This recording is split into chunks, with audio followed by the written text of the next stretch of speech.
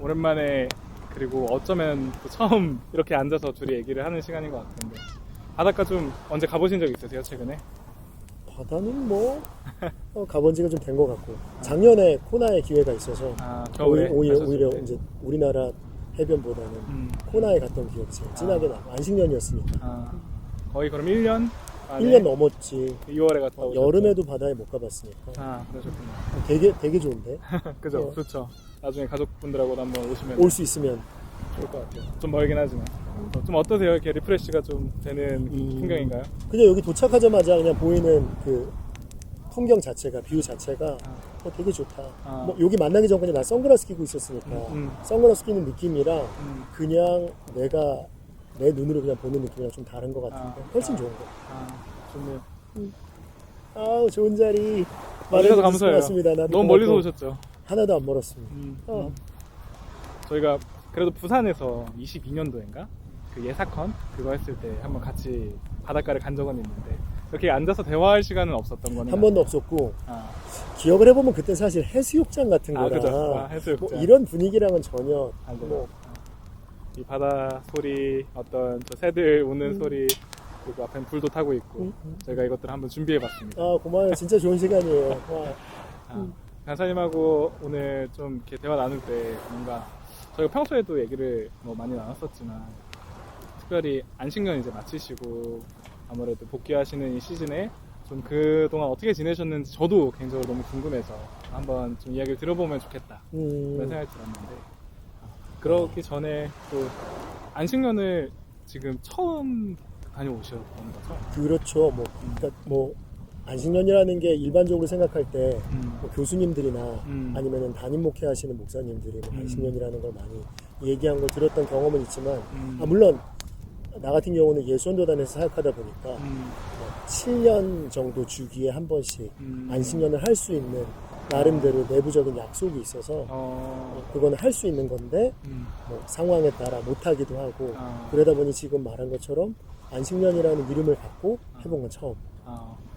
단체에서 오래 사역하셨잖아요. 올해라는 게 또 좀 더 오래 하신 분도 계시고 간사님만큼 아니어도 오래 한 사람들이 또 더 있지만 너무 많지만 간사님이 이 한 단체에서 몇 년 정도 사역을 하신 거죠? 몇 년 정도 했을까? 이거를 어떻게 보느냐에 따라서 달라지겠지만 대부분의 대학생들이 동아리로 와엠에 들어온다고 하면 더 정확하게 말하면 예수전도단에 들어오게 된 걸로 따지면 횟수로는 뭐 20년 이상 훌쩍 넘어가고 더 많이 어떻게 그 긴 시간을 한 단체에서 사역을 오래 하실 수 있었을지가 또 궁금하기도 한데 사실 생각해보면 아마 우리가 인생에서 그런 거 알겠지만 이때까지 정말 여기 있을 줄 누가 알았겠습니까?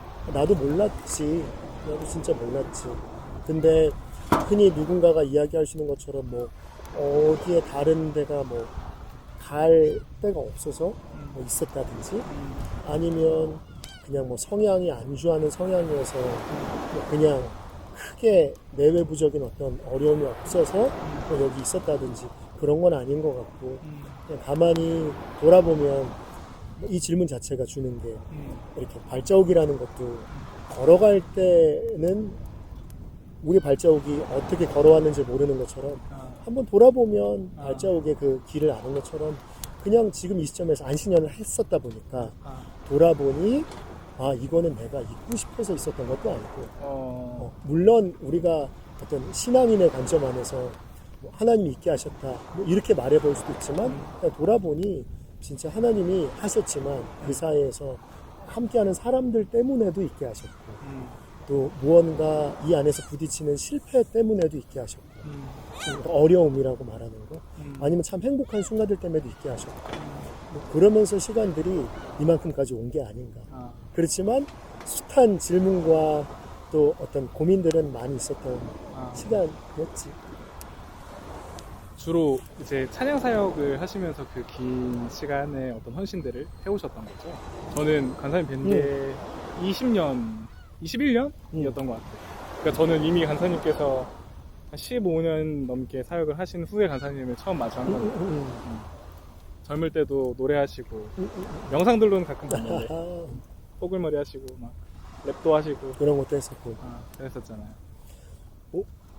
근데 YM의 음. 예선도단에 조인해서 했던 게 사실은 처음부터 찬양사역은 아니었고, 어, 왜냐면은 대학생 동아리로 들어갔을 때는 음, 어쨌든 이 단체가 많은 사람들에게 알려져 있는 것 중에 몇 가지가 있었는데, 제자훈련이라는 거로도 좀 알려져 있고, 또 대표되는 게 뭐 지금 시점으로는 화요 모임도 이름이 있었고, 그 시절에도 캠퍼스 월십이라는 이름도 있었고 그랬지만, 캠퍼스 자체에서 그때는 예수노단뿐만이 아니라 다른 선교 단체들, 우리가 아는 뭐 CCC나 뭐 IVF나 이런 곳에 다 대학생 동아리가 있었으니까 거기 안에 들어가서 그냥 캠퍼스에서 이렇게 양육도 받고 이런 식으로 이제 자랐던 시간인데, 가만히 돌아보면 사실은 찬양 사역이라는 거로 지금에 와서야 누군가는 기억할 수 있지만, 사실 처음 시작부터 지금까지 생각해 보면 많이 용납받고 많이 이렇게 품어준 곳, 그냥 그게 시작이 아니었을까.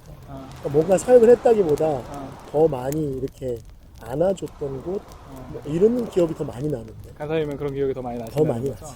내가 뭔가를 했다기보다. 왜냐면은 하면서도 내가 정말 이제 와서야 생각해보면 이렇게 해도 되나? 그때는 사실 그런 줄도 모르고 그냥 뭐 하여튼 막 했지. 근데 이제 그래도 기다려주고 품어주고 안아주고 뭘 했다기보다는 내가 이곳에 그냥 있게 해주는 것이 아니었을까. 좋네요. 그 화요 모임으로 그래도 지금은 이제 사람들한테는 어떤 인식들도 있고, 저도 화요 모임에서 이제 뵀으니까. 맞아. 근데 화요 모임도 이전에는 공덕에서 하셨었죠? 공덕 오거리에 있는 신덕교회에서 했지. 그때 하시고 이제 코로나 보내는 시즌에 저와 이제 저희 동기들 조인했었다가 맞아. 이제는 22년도였죠? 그때 용산으로 맞아. 오게 됐는데 좀 기억이 어떠세요? 다 나네. 그런 변화들이 이렇게 코로나 이전에 어떤 예배했던 그 공덕에서의 기억하고 또 용산에서 지금 몇 해가 벌써 한 만으로 거의 4년 되어가는데 좀 어떤 뭐 변화, 차이 이런 것들을 좀 느끼시는지? 사실 코로나라는 시간은 우리 모두가 예상하지 못했던 시간이고, 왜냐면은 오는 것도 예상하지 못했지만 언제 끝날지도 것도. 사실은 몰랐던 시간이었는데, 그렇기 때문에 어떻게 보면은 우리는 그 시간을 준비하거나 뭐 그 시간에 대한 어떤 다음 계획이 있었다기보다 그냥 다가오는 거를 그대로 그냥 받아들였어야 되는, 그렇지만 받아들임조차도 이렇게 순응해야 되는 시간인지 아니면은 부딪혀야 되는 시간인지 누구도 몰랐던 시간이었기 때문에 이 코로나라는 시점으로 전후를 설명하는 게 참 어려울 수는 있겠지만, 물어본 것 안에서 만약에 모이는 예배로서의 어떤 전후라면 오히려 코로나 이후가 조금 더 하나님 안에서 진짜이고 싶어하는 어떤 사람들의 질문이 더 많이 나왔던 시간이 아닐까? 그래서 우리의 이전 예배를 부정하는 건 아니지만 이전에 있었던 시간들이 조금은 그냥 쭉 관성처럼 왔던 시간이었다면 오히려 코로나라는 시간을 통해서 질문하게 하고 또 질문들을 공유하게 하고 질문에 대해서 우리는 어떻게 답할 건가를 이렇게 했던 시간으로 본다면 예배가 그런 지점에서 좀 달라지지 않았을까? 라고 하는 거를 생각했고 실제로도 그런 시간인 것 같아요. 다들 왜 코로나 때 한창 막 유튜브 어떤 예배 영상들 댓글 보면 얼른 다시 만나서 예배하고 싶어요 뭐 이런 글들도 정말 많이들 남기셨던 것 같고, 저희도 그런 마음이 있었던 것 같고, 네, 제가 기억하는 어떤 처음 용산에서의 예배를 생각해보면 어른들이 또 제법 많이 오셨던 것 같아요, 제 기준에. 제가 그때 20대였는데 한 이제 40대, 저보다는 조금 더 형님들, 누님들, 어른들, 나이를 특정할 수 있는 건지 모르겠지만 물론 그렇지만 제가 보기에 저보다는 시니어인 분들이 오셨으니까. 그러면서 용산에서 이제 몇 해간 예배를 섬기다 보니 어째 점점 젊은 사람들이 눈에, 저는 이제 미디어 사역을 같이 팀에서 했었으니까 화면에 잡히는 어떤 젊은 사람의 비중이 눈에 띄게 좀 늘어나는 것 같더라고요. 근데 그런 것도 간사님께서 말씀하신 어떤 예수님 앞에 진짜이고 싶은 그 사람들의 갈망들이 이쪽으로 좀 이렇게 예배 모임으로 뭐 인도되어진 게 아니었을까? 그게 저한테는 되게 매주마다 느끼는 어떤 부담이었거든요. 이 젊은 우리가 했던 고민 중에 하나는 어쨌든 현장에서 다시 예배할 수 있는 상황이 열리면서 아니면은 열리기를 이제 완전히 열리기를 기대하면서 우리가 했었던 고민 중에 하나는 정말 이 사람들이 일시적으로 왔다가 또 다시 흩어지지 않을까? 아니면 이 사람들이 정말 지속적으로 계속 이런 예배 모임에 올까? 그러니까 꼭 우리 모임이 아니더라도 그런 고민을 했었어요. 그랬던 것 같아요. 저도 뭔가 기억하실지 모르겠지만 제가 팀 처음에 인터뷰 할 때 들어가기 전에 간사님한테 마지막 질문을 하나 해봐라 하셔서 좀 셌는데 말하면 기억할 수 있을 것 같아요. 이 예수전도단 화요 모임 팀은 다음 세대에 대해서 혹시 어떻게 맞아. 준비하고 계시냐 뭐 이런 걸 제가 주제 넘게 좀 여쭤봤던 기억이 있는데 그런 그 질문들하고 좀 닿아 있는 부분으로 화요 모임에 젊은 사람들이 올 때 하나님 이거면 되는 뭐 제가 다 알 수 없지만 예배라는 게 그렇잖아요. 드리고 그게 다인데 뭔가 괜히 이 예배를 섬기는 입장에서는 무언가 더 어딘가로 더 잘 이어줘야만 할 것 같고 그러니까 말씀하신 여기서 끝나고 단발성으로 끝나고 이게 아니라 그런 고민들이 계속 섬기면서 있었던 것 같아요. 어떤 애타는 마음도 있고 동일하게 있었지. 왜냐면 우리가 이런 대화들을 오늘 처음 하는 게 아니니까. 했었으니까 그 이전에 예를 들어서 나 같은 경우는 캠퍼스 워십이라는 곳에서 시작을 했다 보니까 내가 대학생으로서 뭐 그 당시에 있는 대학생들이 했던 고민과 같은 결 안에 있기도 했지만 또 다른 뭐 나만의 시간도 있었고 근데 어쨌거나 내가 조인하게 된 예수전도단은 대학생 시절이었고 또 그 안에서 함께했던 젊은 사람들이 지금 또 우리의 동료들이 되어 있고 그리고 얘기한 것처럼 이제는 우리가 30대가 되고 40대가 되면서 또다시 어떤 20대와 이런 사람들을 볼 때 우리가 받아 누렸던 어떤 용납들 아니면은 예배할 수 있고 또 다시 한번 도전해 볼 수 있었던 어떤 기회들 그런 고민들에 대해서 어떤 답해주는 사람들 그걸 생각해 보면 우리 안에 그 질문이 여전히 남아 있는 거지. 우리는 이 친구들에게 어떤 답을 줘야 될까? 아니면은 그 답을 우리가 못 준다면 그 질문을 찾아갈 수 있도록 어떻게 연결을 시켜줘야 될까? 이런 고민들을 안 할 수가 없었지. 그리고 요즘 같은 경우는 우리 때도 그런 문화가 있었지만 요즘의 화요 모임은 꽈잠바가 많이 보이니까. 그래요? 꽈잠이라 그래서 그러니까 겨울에 특히 많이 보이고 또 이렇게 간절기 때 많이 보이고. 그러니까 우리 같은 경우는 캠퍼스 워십할 때 꽈잠 문화는 아니었지만 그래도 뭐 대학생인 어떤 그 티가 났는데 요즘에는 그런 티를 내는 거를 굳이 비유를 들어보면 아니 예를 들어보면 꽈잠을 입고 있다는 거 그러면 나한테도 질문이 있는 거지. 정말 이 예배 때 이렇게 자기 학교와 자기 과를 모두에게 알릴 수 있는 것을 입고 와서 예배 드린 사람들이 정말 자기 캠퍼스에 가서는 드러내놓고 그리스도인인가 아니면 그냥 홀로 그냥 그리스도인 것을 알리지 않고 캠퍼스에 있는가. 그러면 이 친구들을 연결됐으면 좋겠다.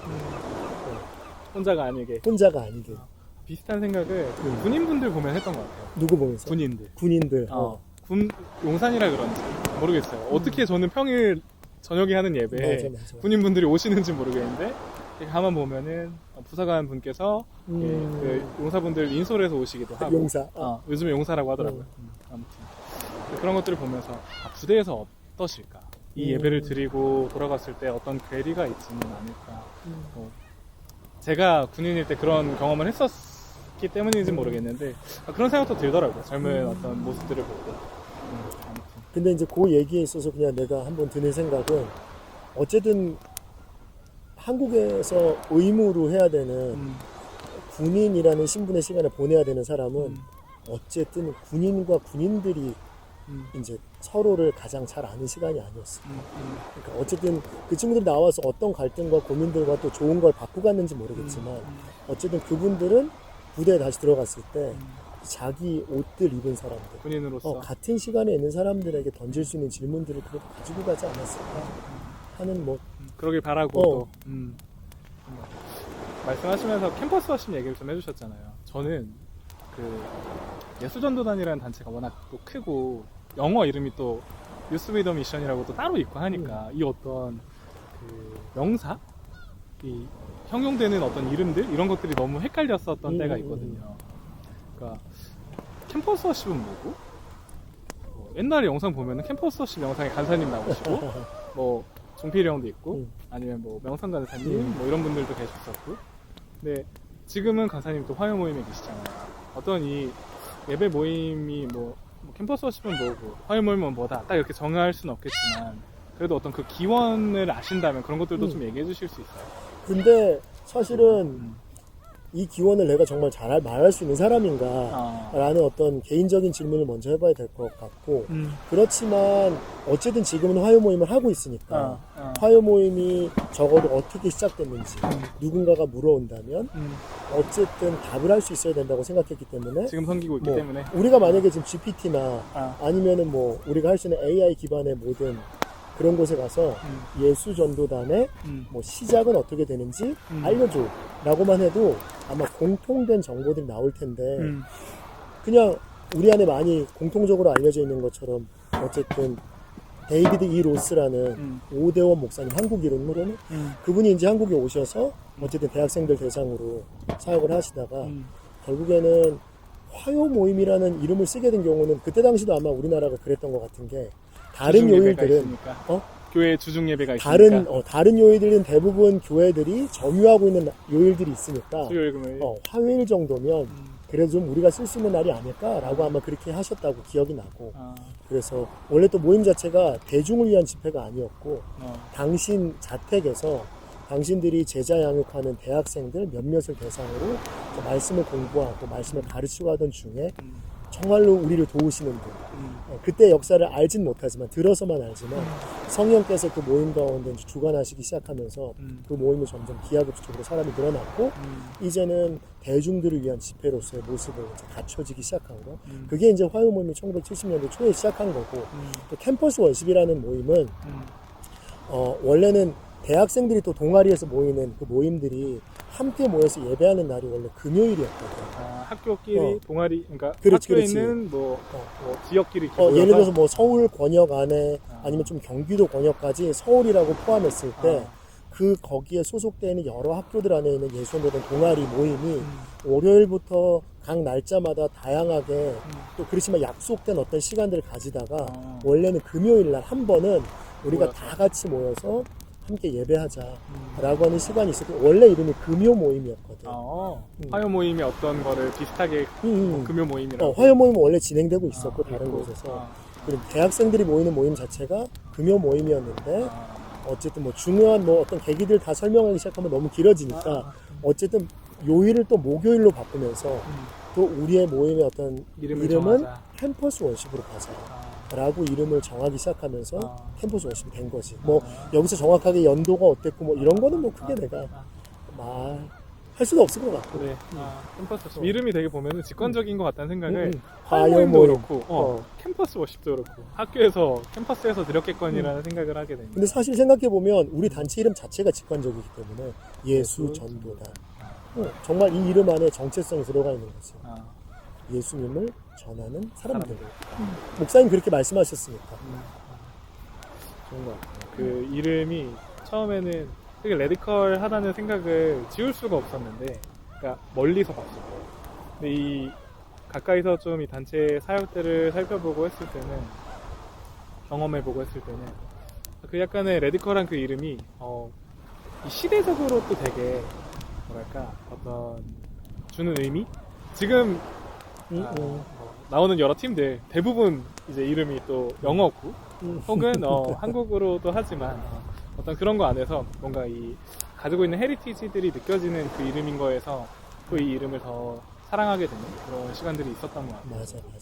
맞아. 방금 표현해 준 것처럼 우리가 뭐 영어권의 사람들은 아니지만 이제 우리가 헤리티지라고 표현도 하고 유업이라고 할 땐 레거시라는 표현을 또 쓰니까 하나님이 예수전도단이라는 한국 안에서 태생하면서 지금에 이르기까지 이어져 온 예수전도단의 이름이 가지고 있는 유업 그리고 또 국제와이메라고 한 유스웨덴 미션이 또 가지고 있는 그 유업들 그게 어떻게 보면 우리나라에게는 같이 만나서 지금까지 오고 있다고 생각할 때 하나님의 섭리가 놀랍다고 생각합니다. 다 헤아릴 수는 없지만 단체에서 그래도 뭐 용납을 많이 받으셨다고 얘기했지만 너무 많이 받았지. 대부분 교회에서도 그런 걸 경험하듯이 네, 그럼에도 이제 오늘날 또 저와 저의 어떤 친구들에게 저와 같은 시대를 살고 있는 분들에게는 어쨌든 뭔가 예배 사역자 혹은 뭐 찬양 사역자 이런 어떤 이미지가 있으신데 실제이기도 하고 오랫동안 예배를 섬겨 오셨잖아요. 그러니까 예배자이기도 하지만 예배를 또 섬기는 자이기도 하셨던 것 같은데 진짜 이런 날 예배드리기 힘들었지 막 그런 날들이 좀 뭐 말씀해 주시진 않으시더라도 있으신가요? 근데 만약에 생각해보면 사실 이 질문에 대해서는 누구나 다 정직해야 된다고 생각하는데 예배드리기 마냥 좋았던 날이 더 많을까요? 예배드리기가 더 어려운 날이 많았을까요? 라고 만약에 이렇게 그냥 우리가 물어본다면? 대놓고 물어본다면 저는 예배드리기 어려운 날이 많았을 것 같아요. 그렇게 말하는 사람도 많을 것 같고 대부분 우리나라 문화와 어떤 이런 거 안에서 우리 문화를 규정할 수는 없지만 그냥 이렇게 반반? 뭐 이렇게 말하는 사람도 많지 않을까? 라고 생각하면 나에게 있어서도 뭐 그냥 그 질문에 대해서 정직하게 답한다면 어려운 날이 더 많았던 것 같아요. 예배를 보통이라고 말하면 좀 그럴 수 있는데 보통의 사람들은 일주일에 한 번 드리면은 보통인 것 같고 주중에 수요 예배나 뭐 금요 기도회나 뭐 아니면 저희 같은 주중에 예배하던 어떤 모임에 가서 한 주에 2번 예배 드리면 또 많이 드리는 것 같고 열정이 있는 것 같고 그렇잖아요.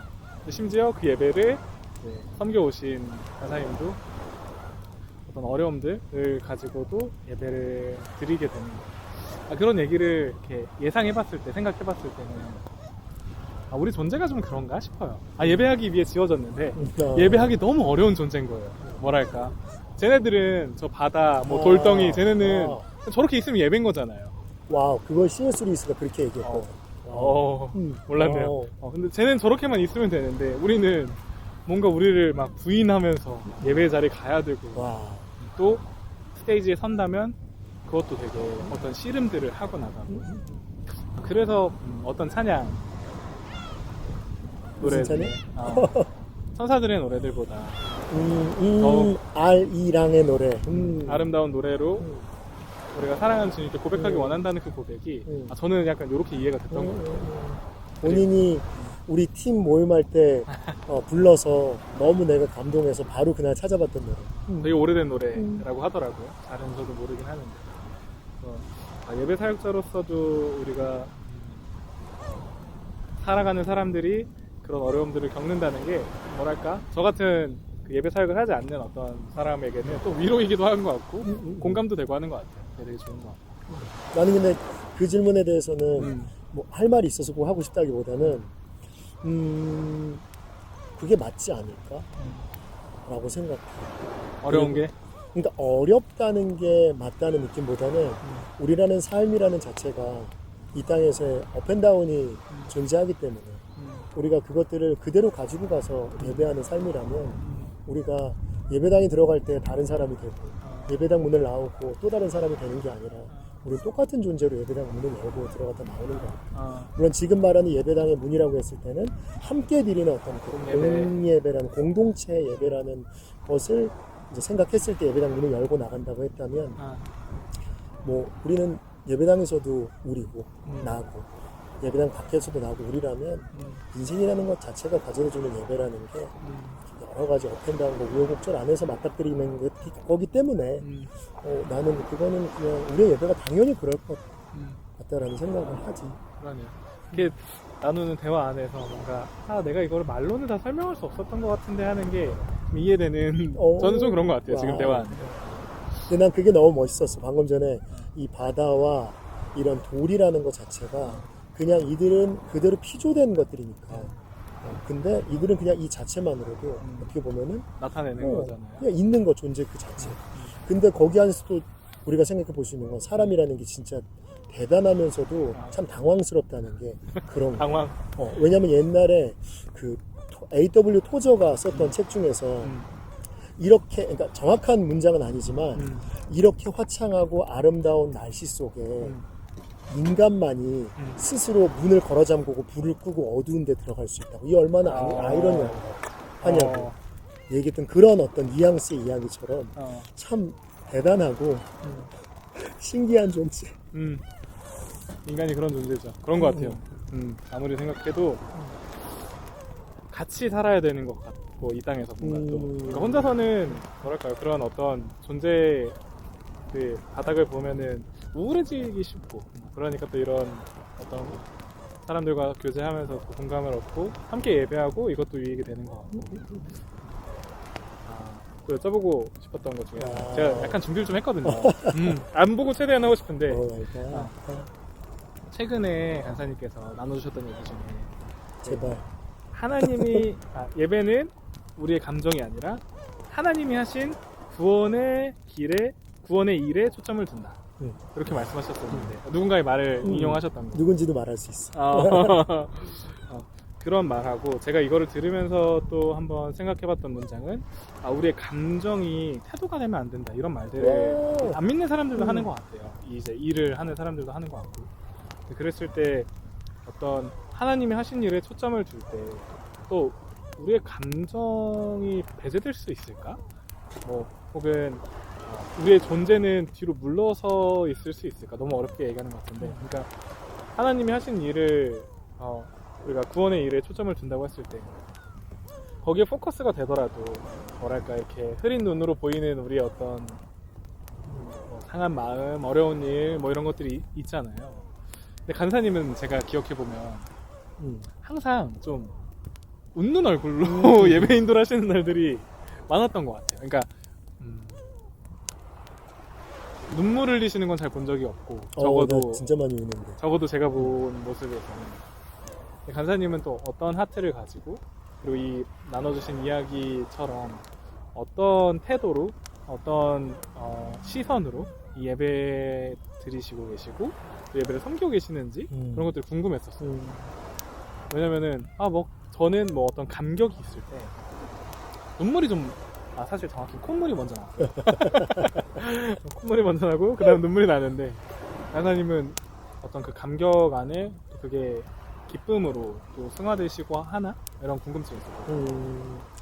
뭐 궁금하다 그러고 질문을 했는데 이게 만약에 이게 어떤 답을 요구하는 질문은 아니기 때문에 근데 얘기하던 중에 질문을 들으면서 생각나는 건 생각보다 다양한 것이 들어있다. 물론 이제 이게 마지막에 있는 질문 안에서 뭐 당신의 어떤 예배드리는 어떤 모습과 그것 안에 감정은 어떻게 표현되고 또 어떤 그것이 어디로부터 나오고 이런 부분도 있는 것 같았는데 그냥 질문을 하면서 들었던 생각 하나는 예배라는 표현은 사실 기독교에서만 쓰는 게 아니라 다른 종교에서도 예배라고 하는 언어는 쓸 수 있단 말이야. 근데 우리는 지금 이야기할 때 우리가 기독교, 우리가 하나님을 예배한다고 했을 때는 사실 예배를 생각해 보면 우리가 하나님을 모르면 사실 예배할 수 없는 거지. 그러니까 예배라는 거는 결국에는 하나님께 구원을 입은 사람들이 그거에 대한 반응으로서 예배를 드리는 것이라고 한다면 어떻게 보면은 예배라는 거는 우리의 감정이 수반되지 않을 수가 없다는 거. 물론 그럼에도 불구하고 우리는 삶에 굴곡이 있다고 말했고 예수님을 우리가 구주로 받아들였지만 그 놀라운 환희와 또 그건 정말 경험한 사람만이 아는 또 그렇기 때문에 우리가 그리스도인들끼리 구원의 감격이 뭔지 아는 거지. 근데 그것과 동시에 우리의 삶이 힘들다는 거지. 그러니까 나는 어쨌든 예배라는 것 자체가 구원을 입은 사람들이 정말로 드릴 수 있는 거, 할 수 있는 거라고 전제한다면 감정은 배제될 수 없다라고 정의할 수 있고. 감격. 그렇지만 아까 말한 그 감격이라고 하는 것과 동시에 아까 또 언급했지만 우리의 감정은 슬프기도 하고 왜냐하면 우리가 예배를 드릴 때 예배 드리기 전에 오늘 오기 전에 사실 무슨 일이 있었나 개인으로 예배드리는 회중들도 그렇고 예배를 섬기는 누군가 아니면 나를 포함해서 누군가도 여전히 그런 삶에 노출되어 있을 테니까 그렇기 때문에 감정은 배제될 수 없고 그 감정은 분노도 존재하고 또 다양한 감정들이 교차하고 오가는 것 안에서 난 예배에 참석하고 있지 않을까 라는 생각을 하는 거고 그렇지만 아까 말해준 그러면 내 안에서 나오는 어떤 그 밖으로 표출되는 어떤 그 웃음이 담겨 있는 거라고 한다면 한번 생각을 해봤는데 일단 1차적으로 내가 그렇게 웃었나? 인지가 되세요? 그러니까 인정이 되세요? 그러니까 두 가지가 있을 수 있지. 왜냐면 사람이기 때문에 오늘도 이제 사진을 잠깐 촬영하는 시간을 가졌을 때 내가 웃고 있다는 걸 내가 알고 있지. 근데 내가 이거를 웃어야 되니까 웃는 그런 것도 분명히 예배 안에 존재했고.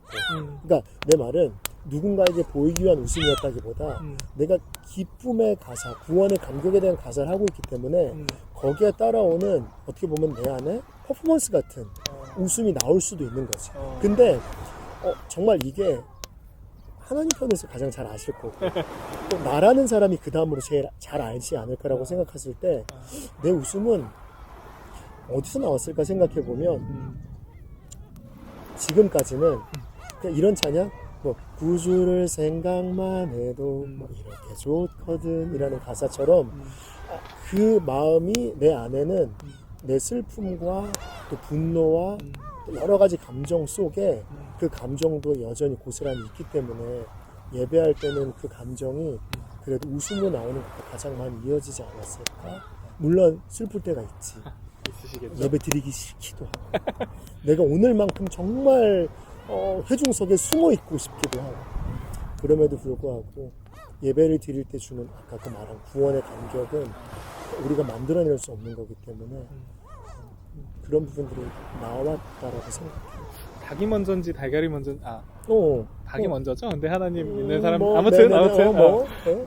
평소에도 많이 그래도 저는 제가 생각하기에는 잘 웃으시고 그래도 또 잘 이렇게 다른 사람들을 또 용납해주시고 하는 그런 모습들을 봤던 것 같아요. 제 리더로서 볼 때는 나였으면 조금 이렇게 표정도 굳어질 때도 있고 그러니까 뭔가 이렇게 그래서 예배 때도 웃으시고 일상에서도 웃으시고 그게 매치는 되게 잘 됐던 것 같아요. 그냥 궁금했던 것 같아요. 어떤 마음, 어떤 태도를 가지고 예배하면 그리고 저는 지금 그냥 제 생각에는 나는 내 삶의 끝자락에서도 울고 있을 것만 같은 어떤 정서가 제 안에 또 있기도 하거든요. 예배 드릴 때 제가 겪는 어떤 제 수치, 비참함 이런 것 때문에도 부럽기도 하고 어떤 하나님과 교제를 하고 계실까? 근데 어떤 의미로 보면 사실 이렇게 장황한 이야기를 할 필요 없이 사람들마다 얼굴에 주어진 어떤 상이 다른 건가? 웃상이라 그럴 수도 있고 그리고 동시에 우리가 나이 들어가고 그런 얘기 하잖아요. 누군가 볼 때 저 사람 도대체 어떤 인생을 산 거야? 라고 말하는 질문을 우리가 가끔 들었다 보면은 나에게 있어서도 보면은 어떻게 이런 웃음기가 나올 수 있는 어떤 인생의 이면들이 또 나이가 더 들어가서 돌아보면 나조차도 조금은 이해할 수 있는 시간이 오지 않을까? 사실 지금 잘 모르겠고. 그 예배를 어쨌든 대하는 태도가 저는 전문 이제 화요모임이나 뭐 다른 어떤 예배 사역을 하는 여러 팀들을 생각하면 좀 전문성을 가지고 사역을 하시잖아요. 전문 사역팀이라고 제가 감히 불러도 되는지 모르겠지만 그 전문성을 어떻게 참 기준을 삼아야 될지는 뭐 저는 개인적으로도 모르겠어요. 질문이 있지만 나에게, 우리에게 그래도 조금 더 많은 것들을 고려하고 고민하고 하는데 그 안에 저는 팀으로 사역을 예배팀은 다 그렇지만 팀으로 사역을 한다고 했을 때 뭐랄까 동일한 예배관을 가지고 예배를 드리는 게 되게 중요할 것 같거든요. 왜냐면 특히 화요 모임은 매주 예배하시잖아요. 명절 정도 쉬나요? 1년에? 한 번, 두 번 정도 쉬는 것 같은데 1년에 한 50번 정도 예배를 같이 섬기시는 건데 못해도 다른 데 가서도 사역을 하고 그럴 때마다 어떤 예배관의 어떤 충돌, 뭐 다른 생각 이런 것들이 있으면은 있으실 수 있겠지만 또 어려울 것 같아요. 근데 리더로서 어떤 팀원들을 보실 때 혹은 대할 때 그런 예배관들을 좀 느끼세요? 어떤 이 친구는 이렇게 좀 예배를 임하는구나. 이 친구는 또 이렇게 좀 예배를 임하는구나. 사실 어떤 예배관이라는 표현을 썼지만 사실 만약에 누군가가 나도 그런 질문을 여러 번 던진 적이 있지만 스스로에게도 그렇고 당신에게 있어서 예배는 무엇입니까? 아니면은 뭐 예배에 대한 정의를 한번 당신의 언어로 한번 표현해 보시겠어요? 하면 너무 무궁무진할 것 같아. 그리고 예를 들어서 우리나라만 생각해봐도 뭐 모태신앙도 있고 또 어떤 하나님이 특정한 시기 안에 정말로 뒤늦게 그러니까 모태신앙을 기준으로 했을 때 그냥 뒤늦게지만 하나님의 시간 안에서는 뒤늦음이 없겠지만 어쨌든 우리의 시간 안에서 모태신앙과 또 자기가 어쨌든 예수님을 영접하게 된 어떤 그 특별한 계기들 그리고 자기가 자라온 환경 그리고 어떤 교단 아니면 만났던 선생님 그러니까 이런 아주 다양한 문화와 다양한 어떤 그 경험적인 배경 안에서 예배는 모두에게 다양하게 이게 예배야, 이게 예배지. 아니면은 자기가 이렇게 말은 한 적 없지만 자기에게 익숙하게 경험했던 예배가 자기가 말하는 예배라고 하는 것과 연결되는 경향성이 큰 것 같아요. 그러다 보니까 나에게 있어서는 예배에 대해서 어떤 예배관이라고 할 때 다른 사람들이 사실은 그거를 표현하는 것만을 통해서는 우리가 그거를 판단하기는 어려운 것 같고 다만 지금처럼 예배에 대해서 우리가 이야기해보기 시작하고 또 어떤 저렇게 행동했을 때 어떤 저런 표현을 했을 때 아 너는 당신은 어떻게 이런 표현들이 이렇게 예배될 때 나와 뭐 예를 들어서 어떤 사람은 굉장히 자유롭게 할 수도 있지만 어떤 사람은 이 자유로움에 완전히 반대되는 지점에 정말 절제되고 정적인 모습이 있을 수 있는데 그러니까 나에게 생각하는 어떤 그 예배에 대한 지점은 수용성으로부터 출발해야 된다고 생각을 했어. 다른 다양한 것들을 그러니까 단순히 다름이 그냥 무조건 인정되어져야 돼 이런 접근보다 정말 아까 말한 그 다양한 경험과 다양한 환경 속에서 그 사람이 배워왔고 아니면 자기가 생각하는 어떤 예배에 대해서 적어도 처음부터는 수용하는 측면부터 가야 되지 않을까. 그러면서 이제 우리가 예배에 대한 이야기를 하기 시작할 때 나는 이렇게 정말 예배에 대한 거를 생각하고 또 배워왔고 또 성경은 적어도 이렇게 우리를 안내해 오고 있어 라고 하는 것들을 내가 알아가고 나도 배워가는 과정 속에 이제 함께 대화하기 시작하는 거지. 그러면서 내가 생각할 때 아니 그건 틀렸어 이렇게 접근하는 게 아니라 이제 대화로 풀어가고 함께 경험해가는 것 안에서 말한 예배관이라는 표현을 한 것처럼 예배에 대한 이해를 맞춰가는 게 더 중요한 것 같아요. 화요 모임의 예배를 생각해보면 저는 뭐 다른 예배들 뭐 이런 표현이 조금 조심스럽긴 한데 그래도 특성 어떤 이렇게 쉽게 교회에서나 뭐 다른 예배 모임에서 경험하지 못하는 어떤 모습들을 보는 것 같아요. 뭐 회중으로 오시는 분들도 그렇고 혹은 저희 예배를 섬기시는 분들도 이제 뭐 예를 들면 송미스티가 1번부터 5번까지 5곡이 있는데 3번 곡에 예배 인도자가 올라와서 기도 제목을 나눈다거나 뭐 그런 일들이 자연스러운 예배잖아요. 그 와웨엠의 예수 전도단의 예배가 이제 그랬을 때 어떤 그 너무 어려운 표현을 제가 써버린 것 같은데 그 예배관 예배관이라는 그 표현이 그래서 궁금했던 것 같아요. 정말 다양한 사람들이 모여있고 심지어 국제적으로 단체가 있고 국적도 다양할 거고 외국에서 만나는 사람들은 한국에서도 뭐 누군가는 그 공예배에서 앞에 서서 예배를 섬기는 사람이 그 방언을 하는 것은 조금 조심스럽지 않느냐 뭐 이런 댓글들 제가 봤던 기억이 나거든요. 그런 차이도 있고 우리 몸 안에서도 우리 단체 안에서도 우리 팀 안에서도 그런 어떤 다름과 차이가 있다고 저는 생각을 했는데 이제 리딩 하시는 분 입장에서 리더로서 그 시간들을 뭐 어떻게 보내고 계셨을까 이런 게 궁금했던 것 같아요. 왜냐면 저는 생각보다 순종적인 사람이거든요. 뭐 동의가 안 되실 수 있는데 그러니까 제가 간사님하고 했던 어떤 거친 대화들 그 시절에 그 리더십에 대해서 잘 인정하고 왜냐면 그거는 내가 세운 권위가 아니라 이렇게 세워진 권위니까 그런 생각을 해봤을 때 간사님이 가지고 있는 생각들을 그 팀에서 사역할 때 지금은 아니지만 많이 궁금하고 많이 닮아가고 싶었던 것 같아요. 그래야 내가 이 팀에서 예배할 때 네이티브 할 것 같아서 되게 이게 자연스러운 어떤 것을 가지고 할 것 같아서 그래서 그런 것들이 좀 궁금했던 것 같아요. 야, 근데 그렇다면 진짜 그 질문 앞에는 와 내가 되게 중요했겠구나. 리더시니까요. 지금도 리더시. 그런 생각 안 한다는 건 아니지만 너무 고마운 마음이죠 사실. 그리고 또 뭐 간사님뿐만 아니라 팀 안에 오랫동안 이 팀을 섬겨온 사람들이 가지고 있는 가치관들, 예배에 대한 어떤 중요시 여기는 태도들, 누군가는 시간을 또 중요시 여기기도 하고, 누군가는 어떤 성령의 인도하심을 중요시 여기기도 했던 것 같은데 그런 것들을 저도 화요 모임 섬기면서 많이 배웠던 것 같거든요. 어디서 그런 경험을 했겠어요. 왜냐면 보통 제가 어떤 이전에 다녔던 교회라고 한다면 그 교회에는 그 교회 안에 문화가 있잖아요. 그러니까 그 안에서는 다 비슷하다는 거죠. 근데 화요 모임 같은 경우는 교회 배경도 다 달라. 또래도 다 달라. 회중분들은 더 하죠.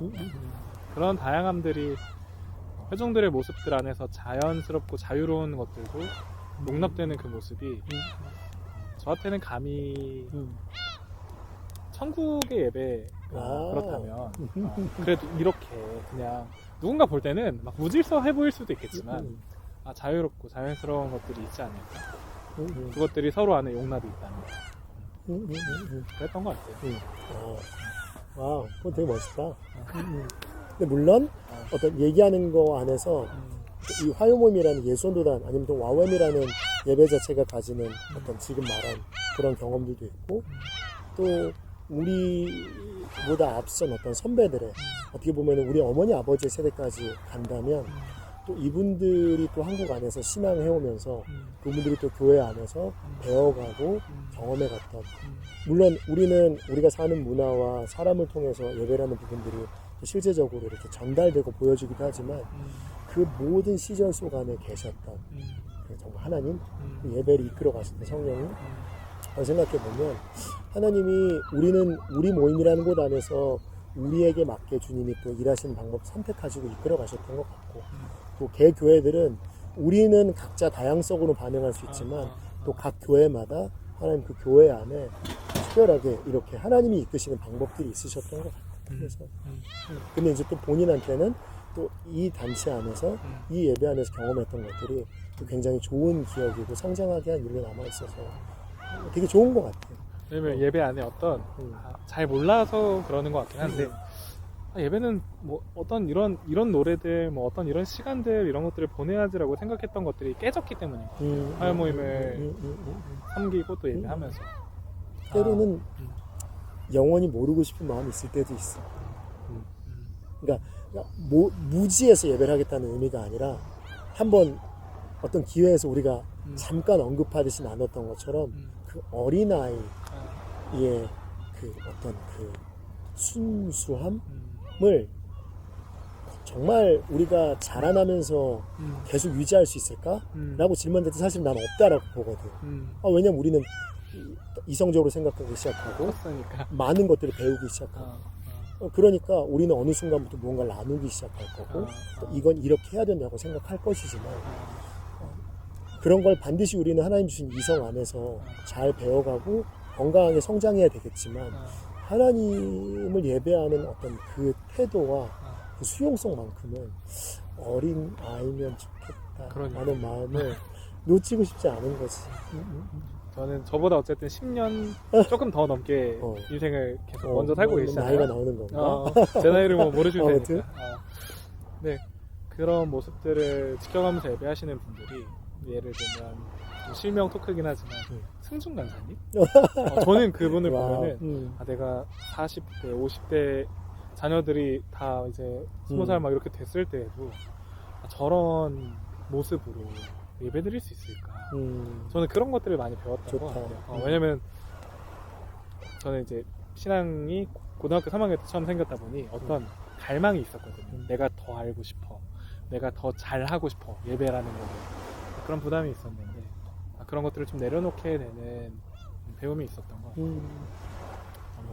예배라고 하면은 근데 간사님 그 직업을 가지고 회사를 다니고 혹은 뭐 대부분의 사람들이 어떤 취미, 좋아하는 것들 뭐 이런 것들이 있잖아요. 간사님 취미라고 한다면은 어떤 게 좀 있으세요? 내 취미? 취미? 요즘에 뭐 수영도 하신다 했고. 수영 해야지. 해야지. 수영을 잘하진 못하지만 뭐 수영을 하고 있어. 왜냐면 그냥 재밌게 하고 싶어서. 근데 취미라고 말할 때 그냥 나를 생각해 보니까 요즘에는 뭐 덕후라고도 하고 뭐 어디에 푹 빠져 사는 사람들을 뭐 또 다른 표현을 하겠지만 디깅한다고도 하고 근데 이제 나도 어떤 부분에 있어서는 디깅하는 면이 내 안에 좀 취미와 있지 않았던 시절이 있었던 것 같아요. 어떤 거냐면 지금이야 인터넷이 발달하고 또 어떤 나라와 나라와 공간의 경계가 예전보다는 많이 여유 있어졌어요. 왜냐면은 뭐 외국에 금방 갈 수 있고 이미 오늘 아침에 어떤 나라에 뜬 헤드라인 기사가 바로 우리가 직접 볼 수 있고 물론 헤드라인 기사는 신문으로 본 거니까 아니 이미 거기에 가는 사람들이 많고 아, 오늘 그 나라에 있는 사람이랑 통화도 할 수 있으니까 아, 그런 걸 생각해 보면 많은 정보들이 지금은 그냥 초단위로 바로바로 우리가 이제 접할 수 있는 시간이었지만 시대가 됐지만 이제 불과 이제 나라는 사람이 20대를 보냈던 때만 해도 그 정도 빠르지 않았으니까. 근데 알고 싶었던 거, 예를 들어서 우리나라의 어떤 곡이 소개됐어. 그러면 도대체 이 곡은 누가 만든 거야? 아, 이 곡은 도대체 왜 이렇게 만든 걸까? 아, 그리고 이 사람이 소속돼 있는 데는 어디야? 아, 그럼 소속된 데는 뭘 하는 곳이야? 소속된 데는 어디를 향해서 가고 있는 거야? 이런 거에 대한 궁금증이 있었다 보니까 아, 그런 부분들을 알기 위해서 조금 덕후처럼 뭐 디깅하는 그런 사람처럼 취미 좀 찾아보려고 했던 그 시간이 생각해 보니까 즐거웠더라고요. 취미라고 할 수 있겠네요, 그러면. 아, 저도 막 어디 자기소개서 특히 활모임. 저는 그때가 제가 마지막으로 썼던 자기소개서인 것 같아요. 아, 취미랑 특기 뭐 이런 걸 쓰라고 하는데 암만 생각해도 너무 어려운 거예요. 대부분 뭐 노래 부르기, 뭐 달리기, 뭐 그런 것들 많이 뭐 이렇게 그냥 하니까 독서. 그러니까 그거는 사실 지금 생각해 보면은 오디션 때 그런 질문이 없어도 될 것 같아요. 없어도 될 것 같고 차라리 그거를 물어보면 한번 아. 더 조금 더 구체적으로 들을 수 있지 않을까. 뭐 그거에 따라서 뭐 팀의 뭐 당락이 결정되는 것도 아니지만 뭐 취미가 이렇다고 막 안 돼! 뭐 이럴 것도 아니고. 아니 뭐 취미가 되게 무서운 거면 고민은 해봐야겠다. 그럴 수 있겠네요. 여쭤봤던 게 그 사람들은 좋아하는 일이 직업이 되면 조금 힘들어진다. 그 좋아하는 일도 더 이상 좋아하지 않게 되는 경우들이 있고 그런 표현들을 하잖아요. 근데 간사님께서는 어떤 의미로는 노래하는 것도 좋아하셨을 것 같고 저는 모르니까 좋아하셨을 수 있을 것 같고 혹은 듣는 거를 좋아하셨을 것 같고 찾아 들으신다고 하셨으니까 근데 그것을 직업이라고 그냥 오늘은 표현을 해볼게요. 이렇게 직업으로 가지고 계신 거잖아요. 그렇게 말할 수 있겠지. 뭐 물론 선교단체 간사 이렇게 말할 수도 있지만 찬양사역자라고 부를 수 있다면 좋아하는 일을 직업처럼 대하고 계신 삶이 꽤 긴데 그 안에 내가 처음 이 좋아하는 일, 예배하고 노래하는 일 것들을 찾아가고 알아가는 일의 그 기쁨들이 지금도 동일하신가요? 어떠세요? 그러니까 이거는 사실은 직업이란 표현도 했지만 소명적인 측면으로 만약에 생각을 해보면 거창하게 말하고 싶은 게 아니라 우리가 성경에서 만나는 인물 중에 바울이라고 하는 사람은 사실은 다메섹 도상에서 그 정말로 하나님을 기적과 같이 그냥 그분의 완전한 강권하심 속에서 만나면서 당신의 삶이 어떻게 이제 소명을 받고 살아야 되는지가 한 방에 온 사람이라면 그게 한 방이라는 기준을 만약에 그냥 딱 설정해 놓는다면 나라는 사람의 인생은 그렇게 극적이게 뭔가 하나님을 위해서 아니면 직업이라는 표현 이 땅에서 어떻게 살아야 되는지에 대해서 한 방에 발견하지는 못하는 사람이었지. 그래서 지금 말하는 질문을 생각해 보면은 어떤 그 시점마다 재미가 있냐라고 말해보면 난 재미가 있는 것 같아. 물론 솔직하게 말해서 만약에 직업이라는 표현을 썼으니까 만약에 무언가 내가 수고하고 애쓴 만큼의 무언가가 뭐 이제 뭐 재정적이나 어떤 돈적인 것들이나 무언가가 딱 눈에 보이도록 들어오는 거라면 뭐 그걸 통해서 재미를 찾을 수 있는 직업도 있겠지만 지금 내가 살고 있고 또 선택하고 가는 그 삶 안에서는 그런 기쁨보다는 그러니까 내가 이 땅에서 정말 이거 하도록 누군가로부터 초대받았구나 라는 생각을 나이가 조금씩 들면서 발견하게 되니까 그러니까 그것 때문에 또 무엇을 해야 되겠구나 라는 거를 선택하는 어떤 그런 하나의 그 포인트들이 지금 말한 그런 매너리즘적인 어떤 그 어떤 포인트를 좀 즐거움으로 바꿔내게 하는 어떤 시간이 되는 것 같아요. 뭐 예를 들어서 처음에 YM에 들어와서 예수원대단 들어와서 대학생으로 살면서 그냥 사람들이 좋아서 예배하는 시간이 너무 좋았지. 그러니까 사실 하나님을 예배하는 시간도 좋았지만 함께하는 사람들과 예배하는 게 또 좋아.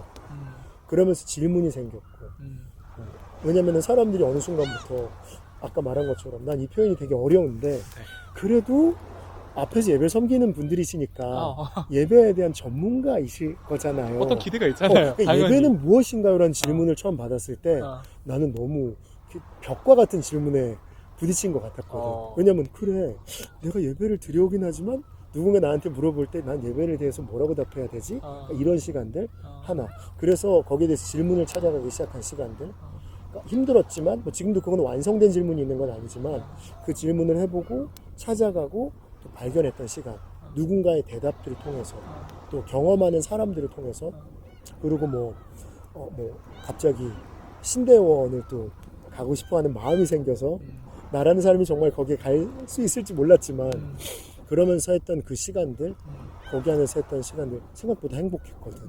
공부를 잘하는 학생은 아니었지만 그리고 또 다음에는 말도 안 되게 전날 밤까지 안 가면 상관이 없을 것 같은 어떤 목사 안수의 시간들. 왜냐면 그건 정말 안 가도 돼요? 아니 안 가면 안수 안 받는 거니까. 그러니까 내 마음의 그 어떤 씨름들 안 받으면은 안 가면 안 받은 안 건데. 받은 거니까 이제 그런 시간들. 그렇지만 또 내 인생 안에 하나님 만약에 안수라는 시간들을 내가 선택하기도 했고 또 하나님이 예비하신 시간이라면 그 시간 다음에 오는 시간들이 또 내가 무언가를 결정하고 또 선택해야 될 거. 그때 했던 질문이 하나 기억나는 건 당돌한 질문이었던 것 같아요. 네. 정말 내가 그걸 지킬 자신 없지만 하나님 제가 만약에 목사라는 어떤 직분을 얻게 된다면 저 평생 공부하면서 살아야 될 것 같아요. 지금 제가 그거를 지킬 자신은 솔직히 없는데 평생 공부하고 배워가는 사람이고 싶어요. 라고 이런 어떤 좀 소극적이지만 반대로 말하면 좀 당돌한 기도를 드렸던 시간이 있었거든. 그러면서 여전히 지금도 뭐 그게 꼭 제도권 안의 공부가 아니라 계속해서 질문해야 된다는 거. 그리고 그 답을 예수님 편에서 찾아가야 되고 또 함께하는 사람들 속에서 계속해서 찾아가야 된다는 거. 그런 시간들 하나하나 그게 지금 말한 그 질문에 어떤 좀 매너리즘적인 멈추고 싶고 말했던 취미가 아니면 내가 하고 싶은 일이 정말 직업이 됐을 때 그게 정말 재밌을까 재미없을까 하는 그 지점에 대한 좀 한 단계 다시 넘어간다는 표현보다는 그 시간을 지나가게 하는 어떤 그런 재미로서 다가온 시간이 아니었을까. 그러면서 또 공부하게 됐고 제도권에서도 공부하게 됐고 그러면서 그런 시간들. 제도권. 제도권이라는 표현이 재밌네요. 절대 공부를 잘하는 학생은 절대 아니라는 거 전제해 두면서 그런 기회들을 주신 거. 정말 앞서간 선배들을 통해 가지고 아니면 교수님들 통해 가지고 아니면 예배하는 사람들 통해서 그들의 인생이 담겨있는 이야기를 들을 때 그게 진짜 어떤 학교나 어디 안에 갇혀있는 이야기가 아니라 진짜 살아서 움직이는 이야기가 되는구나 라는 걸 배우는 시간들이 장황하게 얘기한 것 같은데 그 시간들을 뛰어넘게 하는 한 번 더 그 길 지나가게 하는 시간으로서 나한테는 주어졌기 때문에 나는 그렇게 그 시간들을 보내고 있는 것 같아. 아직 과정 중. 과정이기 때문에. 좋네요. 뭐랄까 아내하고 제가 집에서도 그렇고 뭐 교회에서도 그런 표현들을 왕왕 했던 것 같은데 뭔가 예배를 섬기는 분들을 성경 속 표현에 빗대어서 표현을 하면 저희는 이제 레위 뭐 이런 표현들을 하게 되는 것 같은데 어떠세요, 간사님? 스스로 레위인이라는 어떤 그 정체성을 생각해 보신 적 있으세요? 생각해 본 적은 있지. 근데 뭐 그거 아주 정말 막 엄청 심오하게 이렇게 생각했다기보다는 물론 내 안에 그럼 심오한 어떤 그런 시간들이 없었냐 없었다. 하면 아니겠지. 아니 아닐 수 있지. 없으셨어요? 없을 수도 있었지. 왜냐면 내가 그 수준을 어디까지가 심오하게 질문한 거냐 이걸 내가 설정하는 거에 따라 다를 테니까. 근데 그냥 성경에서 분명히 가르쳐줬던 거 하나는 분명히 구약에서 성전에서 하나님을 예배하기 위해서 수종드는 사람들로서의 특별한 직분을 가진 사람들을 우리에게 알려주고 있으니까 말씀에서 그러니까 그런 사람들이 분명히 성경 안에서는 이제 구약 안에서 존재했다는 거 음. 알고 있고 그렇지만 우리가 이제 신약의 시대를 살고 있다 보니까 그런 일들을 구약에서 같이 특별하게 그 직분으로 섬길 수 있는 사람들을 그 성경 시대 안에 하나님이 특별하게 딱 정해주셔서 모두가 인정하게 기록된 사람들로서 남아있는 건 없는 것 같아. 그렇지만 우리가 알고 있는 것처럼 베드로서에서 가르치는 것처럼 우리 모두를 제사장이라고 말씀하시면서 하나님과 함께 더불어서 이 땅에서 정말로 다스리는 사람으로서 초대하셨다면 오히려 나는 그 사람을 그러니까 단순히 여기서 이제 신학적인 논쟁인 어떤 만인 제사장설을 얘기해서 어떤 직분적인 거를 막 문제 삼으려고 말하는 게 아니라 나는 하나님이 모두에게 어떤 이런 하나님으로서 하나님과 함께 이 시대에 살아가는 사람으로서 주신 그 직분이 있기 때문에 그런 사람들로서 예배하는 사람들의 일은 우리 모두에게 주어졌다고 생각해. 근데 직업이라는 것을 통해서 하나님의 소명을 우리가 가둘 수는 없지만 우리가 어쨌든 이 땅에서 살고 있는 삶 안에서 주신 어떤 특별한 어떤 일들 어떤 그런 부르심 속에서 나는 어떤 지금 말한 그런 것들을 특별하게 딱 떼어놓고만 생각해야 되느라고 할 때 좀 그 질문들에 대해서 좀 이렇게 좀 접근하고 싶은 어떤 사람이기는 해요. 왜냐면 여쭤봤던 이유가 선교단체 간사라는 것 자체도 대단히 일반적이지는 또 않은 삶이라고. 그러니까 뭐가 다르냐? 먹고 자고 똑같겠지만 그럼 뭐가 다르냐라고 했을 때 공급을 의지하는 삶을 그러니까 실제적인 진짜 공급이 의지되는 삶이 있고 물론 뭐 여러 가지 방법으로 또 그것들을 채우기도 하겠지만 그 공급을 의지하는 태도 안에서 결정되는 라이프 스타일이 있다고 생각을 전 했거든요. 그러니까 뭐 세상은 최저 시급, 최저 임금 이런 게 있고 내가 1시간을 일하면 벌 수 있는 돈이 책정돼 있고 하지만 선교단체 간사의 삶은 그렇진 않잖아요. 그런 것들과 다 있지 않잖아요. 그런 의미에서 어떤 특수성 뭐 이런 것들이 간사님의 삶 안에 또 어떻게 있을까 그런 게 좀 궁금했던 것 같아요. 거기에 대한 질문은 사실 뭐 간사들뿐만이 아니라 선교사님들도 그렇고 선교사님들 어떤 그렇죠. 이 시대는 어떻게 보면 한국에서 목회하는 목회자분들에게도 뭐 갑론을박이 사실 있는 주제이긴 하지. 왜냐면은 먹고 사는 문제와 또 우리의 소명을 어떻게 연결지어야 될까에 대해서는 늘 씨름이 있었으니까. 그러니까 뭐 요즘에도 오피니언 같은 거 보면은 그러니까 꼭 오피니언이라는 어떤 국민일보의 어떤 카테고리만 말하는 건 아니지만 서로 스레드만 봐도 사실은 정말 굉장히 다양한 시선들이 어떤 그 의견들이 정말 많이 제시되니까 거기서 스레드가 더 그렇더라고요. 스레드가 진짜 좀 직설 어떤 의미로는 심한 것 같고 어떤 의미로는 날 것인 것 같고 어떤 의미로는 정말 우리에게 고민을 던져주는 또 장으로서도 역할을 하는 것 같아요. 물론 좀 잘 해야 될 것 같은 생각은 나는 있는데 보는 입장에선 좋아요. 생각만 하던 게 여기 나와 있어서 이런 얘기를 한다고 막 싶기도 하고. 근데 뭐 공격적이기도 한 경우도 있고. 정말 그런 것도 많고. 그래서 일부러 스레드는 개인적으로는 지우지는 않았어. 보세요. 그래도 가끔씩. 저도 가끔 보는데 틈틈이 재밌어요. 예배팀에 대한 얘기들도 생각보다 되게 많고 단체 예수전도단 뭐 DTS 이런 얘기들도 또 있을 수 있고 뭐 그 외에 그런 게 논쟁이 될 만한 게 되게 많고 맞지. 어쩌면 AI가 듣고 있어서 그런 것도 있고 또 친구들 안에서의 어떤 그런 연계고리 안에서도 생성했을 수도 있고 뭐 그 알고리즘과 메커니즘 내가 모르겠지만 분명히 작동하는 것 같기는 해.